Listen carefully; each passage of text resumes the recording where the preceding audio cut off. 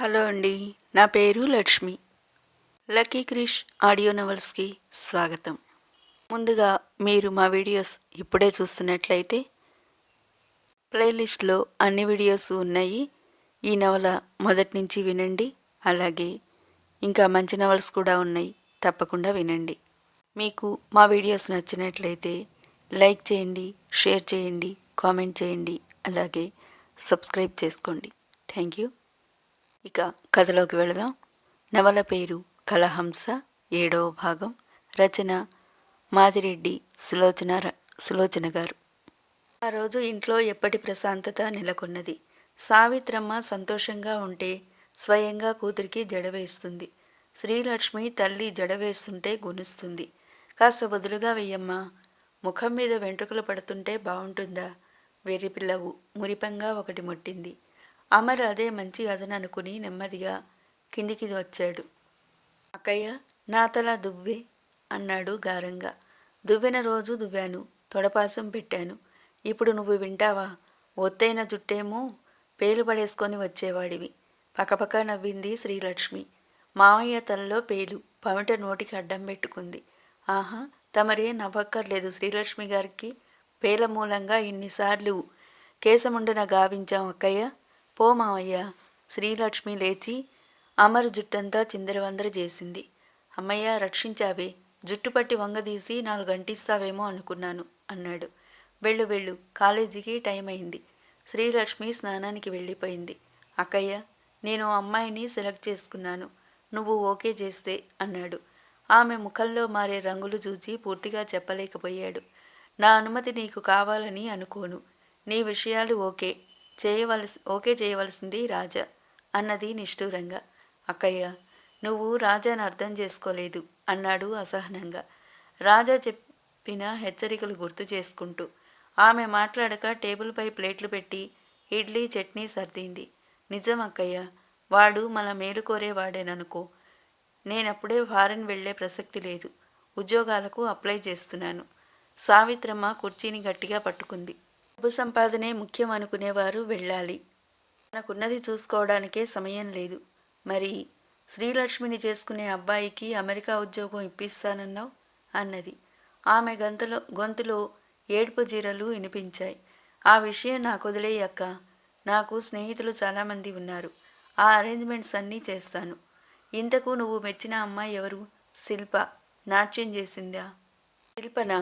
మనకు పరువు మర్యాద ఉన్నాయని నువ్వు మర్చిపోయినా నేను మర్చిపోలేదు. అందం ఒక్కటే కాదు ముఖ్యం. డామిట్, నాకు నచ్చిన అమ్మాయి కాక పరువు ప్రతిష్టల కోసం మరో అమ్మాయిని చేసుకోవాలా? అక్క, ఒక్కటే విషయం చెప్పు. పెళ్లి కావటం నీకు ఇష్టం ఉందా లేదా? అదేం ప్రశ్న? నేను అడుగుతున్నారా? అసలు శ్రీలక్ష్మి వివాహం కావటం నీకు ఇష్టం లేదు అన్నది నిష్ఠూరంగా. మ్యాచ్ చూశాంగా. ఆయన మేనకోడల్ని చేసుకునే దౌర్భాగ్యం వాళ్ళకేం పట్టలేదు. అక్కయ్య, శ్రీలక్ష్మి వివాహం అయ్యే వరకు నా వివాహం విషయం గోప్యంగా ఉంచుతాను. చాలా అసహనంగా చూచాడు. మమ్మల్ని ఇంట్లో నుంచి వెళ్ళిపోమని ప్రత్యక్షంగా చెప్పక చేస్తున్న పని ఇది అన్నది. నువ్వేమైనా అనుకో, ఏది సవ్యంగా చెప్తే అర్థం కాదు. ఇదే నా నిర్ణయం. ఇప్పుడు అనిపిస్తుంది తల్లి తండ్రి లేకపోవటం ఎంత దురదృష్టమోనని. It is my bad luck. చరచరా బయటికి వెళ్ళిపోయాడు. నీకెలా చెప్పన్రా? 2 చేతుల్లో ముఖం దాచుకొని ఏడ్చింది సావిత్రమ్మ. శ్రీలక్ష్మి వచ్చి ఆ క్షణంలో తల్లిని పలకరించకూడదని భోజనం చేసి వెళ్ళిపోయింది. భీమశంకరం వచ్చాడు. కుర్చీలో శోకదేవతలా ఉన్న భార్యను చూశాడు. ఏమండి, ఇదిగో మిమ్మల్ని. ఏం జరిగింది అన్నాడు. ఆమె తల ఎత్తి ఒకసారి ఆయన వంక చురచురా చూసింది. అతను తలదించుకున్నాడు.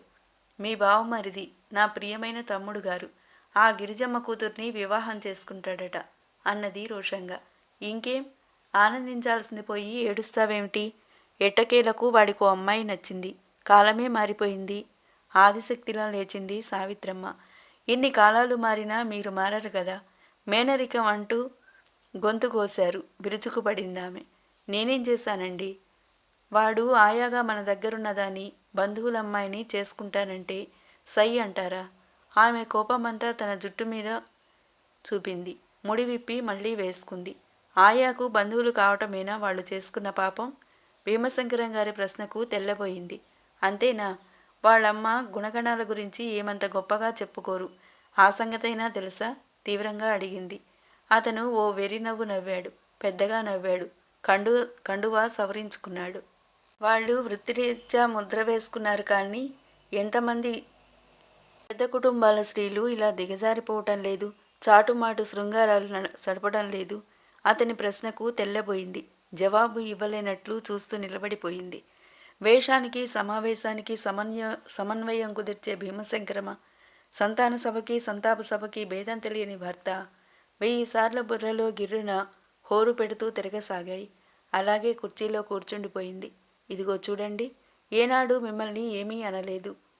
అమర్నాథ్ వివాహ విషయంలో మీ జోక్యము, హరిశ్చంద్ర సలహా అనవసరం అన్నాడు ఖచ్చితంగా. ఆశ్చర్యం నుండి తేరుకొని తను చూస్తుంది భర్తేనా అన్నట్టు గుడ్లప్పగించింది. నాకు మరో కోరిక కూడా ఉండేది.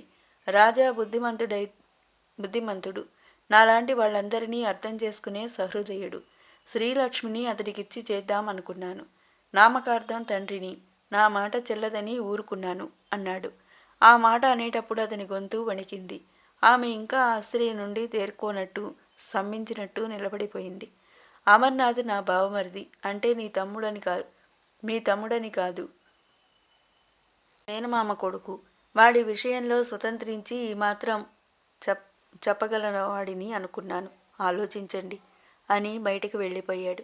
సావిత్రమ్మకు ఈసారి భూమి తిరుగుతున్నట్టుగా అనిపించి అలాగే కూర్చుండిపోయింది. హరిశ్చంద్ర టీవీ దర్పం అన్నీ అట్టడుక్కుపోయాయి. అతని భార్య రాధాదేవిని ప్రభుత్వ పాఠశాలలోంచి సస్పెండ్ చేశారు. కేసు పెడతానని చిందులు వేస్తుంది. హరిశ్చంద్ర ఆలోచిస్తూ నిలబడ్డాడు. మాట్లాడరేమండి? ఆ సావిత్రమ్మ నా స్నేహితురాలని తెగ మురిసిపోయారు. రాధా, ఈ మన వేషము తాత్కాలికమైంది. ఈ హరిశ్చంద్రతో తగు పెట్టుకున్న వారెవరూ బాగుపడలేదు, పడరు. బీ పేషెంట్ అన్నాడు నిశ్చింతగా. అతను సిగరెట్ వెలిగించుకున్నాడు. పనిపిల్ల తాయారు వచ్చింది. ఏమిటి తాయారు? కిరాణా కొట్టు గోవిందు వచ్చాడమ్మా. ఓ మై గాడ్, అతనికి దాదాపు 2000 ఇవ్వాలి. రాధాదేవి చేతులు నిలుపుకుంది. తాయారు, వెళ్ళు. అయ్యగారు విద్యాశాఖ మంత్రి వెంట ఢిల్లీ వెళ్ళారు. రాగానే ఇస్తారని చెప్పు అన్నాడు. తాయారు ఏదో అనబోయి అతని గంభీరమైన ముఖం చూచి ఊరుకుంది. క్రిందికి వెళ్ళింది. రాధాదేవి కిటికీ దగ్గరకు వచ్చింది. బండబూతులు తిడుతూ వెళ్ళిపోయాడు గోవిందు. రాధా, నీ జాబ్ నీకు కావాలి కదూ? ఏం మీ జేబులో ఉన్నట్టు మాట్లాడుతున్నారేం? సాయంత్రం వరకు మన ఇంట్లో ఉంటుంది అన్నాడు. ఈ లోపలే ఫోన్ మోగింది. Hello, Harishchandra here. బనారస్ బండార్ బారా? మా రాధ 5000 రూపాయల బట్టలు తెచ్చిందా? నాకు తెలియదే. తెలియదంటారేమండి? మీరు వేసుకున్న ప్యాంట్లు, ఈ బెడ్షీట్స్. రాధ కంగారుగా అంది. చేత్తో అభయహస్తం ఇచ్చినట్టు నివారించాడు. మాకేమంత ఖర్చుంది? రాధ ఒట్టి బోళా మనిషి. ఎవరికిప్పించిందో అడుగుతాను ఉండండి. లేదు, ఫైనాన్స్ మినిస్టర్ గారింట్లో పార్టీ అంటే వెళ్ళింది. బాగా ఫ్రెండ్స్. రికమెండేషన్ ఏమిటయ్యా? చెయ్యి పట్టి రాపించేద్దాం. అలాగే ఫోన్ పెట్టాడు హరిశ్చంద్ర. రాధా, బనారస్ బండార్ సేట్ గారు వస్తారు. డబ్బు ముట్టినట్టు రసీదు ఇస్తారు. అతని బిల్లు ఏదో ఫైనాన్స్లో ఉందట. వారం రోజుల్లో బయటికి వస్తుందని చెప్పు. సిగరెట్ గట్టిగా పీల్చాడు. అసలు ఆ మంత్రితో పరిచయం లేనిదే. రాధా, ఇన్నాళ్ళు నా వైపుగా ఉండి మంచి చెడు అర్థం చేసుకోపోతే ఎలా? నవ్వాడు ఆమె బుగ్గ మీద చిటిక వేసి. రాధాదేవి అయోమయంగా చూసింది. అతను సిగరెట్ యాస్ట్రేలో పడేసి అద్దం ముందుకు వెళ్ళి క్రాఫ్ దువ్వుకుని ముఖానికి పౌడర్ పట్టించి కాస్త సెంటు స్ప్రే చేసుకున్నాడు. రాత్రికి కోడి బిర్యానీ తయారు చేయి. నేను మొన్న బెంగళూరు నుండి తెచ్చిన మెరూన్ జార్జెట్ చీర కట్టుకుని తయారవు, ఓకే? అతను మేడ దిగి వెళ్ళిపోయాడు. ఎలా బయటపడతాను అనుకుంటూ క్యాలెండర్లో ఉన్న వెంకటేశ్వరునికి మొక్కింది. ఆయన చిదంబరంగా నవ్వినట్టు అనుభూతి చెందింది ఆమె. మీలాంటి వారిని కనికరించకపోతే నాకు గడిచేదెలా? వడ్డీ కాసులు చెల్లించేది ఎలా అన్నట్టున్నాయి వెంకటేశ్వర స్వామి చూపులు. రాధాదేవి త్వరగా తయారయ్యి తాయారును పంపి ఓ కోడి తెప్పించి బిర్యానీ వండించింది. ఫ్రూట్ సలాడ్ చేసింది. సమయం చూసింది. 7 గంటలు దాటింది. త్వరగా స్నానం చేసి ముస్తాబయింది. మెరూన్ చీరలో తన శరీరమే తనకు అందంగా కనిపించింది. మల్లెలు తురుముకుంటుండగానే హరిశ్చంద్ర, డిఈఓ గారు దిగారు ఆయన జీబులో. రండి సార్, సోఫా చూపించాడు. డిఈఓ గారు తెల్లమొహం వేశాడు. తను ఉన్నాడు ఎందుకు? ఓ మంచి ఇల్లైనా కట్టలేకపోయాడు. ఆ ఇంటి వైభవం, విదేశీ వస్తువులను చూస్తూ ఉండిపోయాడు. అందమైన క్రిస్టల్ గ్లాసులో బీర్ తెచ్చి అంతకంటే అందమైన చిరునవ్వుతో అతనికి అందించింది. హరిశ్చంద్ర కూడా తీసుకున్నాడు. డార్లింగ్ చిప్స్ అన్నాడు. ఆమె కావాలని జడ విసిరింది. అది ఆఫీసర్ గారి ముఖాన్ని తాకింది. Sorry sir. పర్వాలేదు అన్నాడు. అతని ఒళ్ళంతా పులకరించిపోయింది. తన భార్య ఉంది ఎందుకు? సరుకుల లిస్టు, పిల్లలు చేసిన అల్లర్ల లిస్టు చెప్తుంది. ఇంత సరసంగా సరదాగా బీర్ సంగతి దేవుడెరుగు. మంచినీళ్ళైనా ఇస్తుందా అనుకున్నాడు బీర్ సిప్ చేస్తూ. హరిశ్చంద్ర చిన్నగా నవ్వి భార్య వైపు చూచి కళ్ళు చికిలించాడు. తీసుకోండి సార్. చిప్స్ బౌల్ ముందు పెట్టింది. అతను సుతారంగా తీసుకున్నాడు. ఓ గంట బీర్ తాగుతూ గడిపారు. పడ్డించాను, రాధాదేవి చెప్పింది. ఇద్దరూ డైనింగ్ టేబుల్ దగ్గరికి వెళ్ళారు. బిర్యానీ తిన్నారు. పెరుగు వేసుకుంటుండగా ఫోన్ మోగింది. తాయారు వైరు సాగదీస్తూ ఫోన్ తెచ్చింది. Hello, Harishchandra here. వచ్చేస్తాను. ఒక్క 5 నిమిషాలు చాలు. ఫోన్ పెట్టేసి హడావిడిగా లేచాడు. రాధా, అర్జెంటుగా వెళ్ళాలి. సారీ. మీరు భోజనం చేసి కాసేపు విశ్రాంతి తీసుకోండి. నేను వచ్చేస్తాను. బై ది వే, మీ జీబు పట్టుకెళ్తాను అన్నాడు. అప్పటికే అధికారికి బీర్, రాధాదేవి చిరునవ్వుల నిషా బాగా ఎక్కింది. షూర్ అది ఎదురు చూస్తుంది. 10 గంటలు దాటకుండా వచ్చి అన్నాడు. హరిశ్చంద్ర వెళ్ళిపోయాడు. తాయారును కిళ్ళీ దెమ్మని పంపించింది రాధాదేవి. సార్, మీరే నన్ను రక్షించాలి. అకస్మాత్తుగా అతని మోకాళ్లపై తల ఉంచి బావురుమంది. లేవండి. ఆమె లేచి కళ్ళు ఒత్తుకుంది. రండి సార్, మీరు ఇక్కడ భుక్తాయాసం తీర్చుకుందురు గాని పడక గదిలోకి దారి చూపింది. అతను గదిలో అడుగుపెట్టి విభ్రాంతిగా చూచాడు. సరసుడైన పురుషుడి మతిపోగొట్టే చిత్రాలు, అగరత్తుల పరిమళాలు మతిపోగొడుతున్నాయి. వెళ్ళి డన్లప్ పరుపు మీద నడుం వాల్చాడు. ఆ మాత్రం ఆనందం శోభనన్నాటి రాత్రి కూడా అనుభవించలేదు. చీకటి కొట్టు లాంటి గదిలో పరుపు పరిచి కాసిన్ని పాలు పంపారు. అయ్యారు, నువ్వు అన్నం తీసుకుని వెళ్ళిపో అన్న 5 నిమిషాలకు తలుపు వేసిన చప్పుడయింది. కిళ్ళి. రాధాదేవి కిళ్ళి తీసుకుని వచ్చింది. ఇవ్వండి. చేయి చాపాడు. అతని నోటికి అందించింది. అతను చేయి పట్టుకున్నాడు. ఆమె అతని హృదయంపై తలవాల్చింది. చేయి చాపి లైటు ఆర్పింది. ఇద్దరికీ కాలగమనమే తెలియలేదు. రాధాదేవి లేచి చీర సవరించుకుంది. అధికారి అస్తవ్యస్తమైన తన ఆకారాన్ని సరిదిద్దుకున్నాడు. తల దువ్వుకున్నాడు. స్వర్గ సుఖం చూపావు డియర్. నా ఒంట్లో నరకంగా ఉంది సార్. ఉద్యోగం సంగతేనా? నేనున్నాను, నీకెందుకు? ఆ మాట అంటే చాలు అన్నది. అతన్ని చెయ్యి పట్టి హాల్లోకి తెచ్చింది. అతను తృప్తిగా, ఆనందంగా, హాయిగా నవ్వాడు. మీ వారు అనుమానించరా? ఆయనకంతా తీరిక ఎక్కడిది సార్? రెక్కలు ముక్కలు చేసుకొని ఆ ధర్మరాజు మెమోరియల్ బడి కోసం శ్రమ పడ్డారు. వాళ్ళు ఈయన ఎఫిషియంట్ అని, కడు సమర్థతతో పనిచేస్తున్నాడని అసూయ సార్. ఆమె చెప్పకపోతుంది. అది నమ్మశక్యం కానిది. అయినా నమ్మక తప్పడం లేదు. అంత క్రితం రాధాదేవి అందించిన అమర సుఖం అబద్ధాలను నిజాలుగా నమ్మిస్తుంది. హలో, ఆలస్యం చేశానా సార్? తలుపు తీసుకొని వచ్చాడు హరిశ్చంద్ర.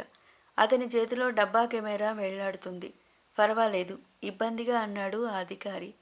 ఇది ఇన్స్టెంట్ కెమెరా సార్. 5 నిమిషాల్లో ఫోటో వచ్చేస్తుంది అన్నాడు. ఆహా అన్నాడు. కెమెరా విషయం ఎందుకో అర్థం కాలేదు. నేను వెళ్ళిరానా? లేచి చేయి చాపాడు. నా కెమెరా వర్క్ చూడరా సార్? నేను ఇంట్లోకి వచ్చేసరికి నాకు ఓ మంచి దృశ్యం కంటపడింది. ఫోటో లాగాను. అతను ఫోటో బయటికి తీశాడు. అధికారి కాళ్ళు వణకటం మొదలుపెట్టాయి. ఇదిగో సార్. ఫోటో అతను ముందుకు చాచాడు. అంతే. అతని కళ్ళు తిరిగిపోయాయి. విశాలమైన పరుపుపై అతని ఫోటో అతనికే వెగటుగా కనిపిస్తుంది.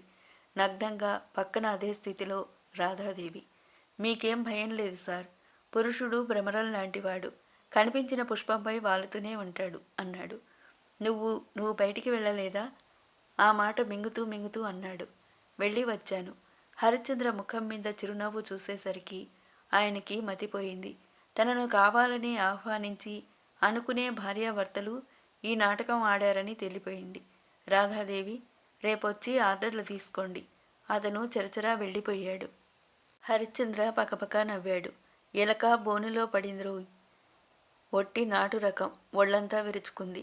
ఏ రకమో 5-6 గంటలలో తేలిపోవాలి అన్నాడు ఆలోచిస్తూ. ఆమె అలసటగా వెళ్ళి పడుకుంది. డార్లింగ్, కాసేపు ఆ టేప్ పెట్టు, వింటాను అన్నది. అతను టేప్ ఆన్ చేశాడు. ఒకప్పుడు పదవులు సుస్థిరం చేసుకోవడానికి, పైవారిని ప్రసన్నులను చేసుకోవడానికి అప్సరస్సులంటూ అందరికీ చెందినవారని కొందరు స్త్రీలను కేటాయించేవారు. నేడు అది లేదు. తమ స్వార్థ ప్రయోజనాల కోసం పురుషుడు తల్లి, చెల్లి, భార్య అందరినీ అంగడి బొమ్మలు చేసి తేరుకుని టేప్ రికార్డర్ ఆపాడు. రాధి, ఎక్కడిది టేప్? వెధవది. మొన్న మినిస్టర్ వచ్చిన ఓ రోజు రచయిత్రి తగలడింది.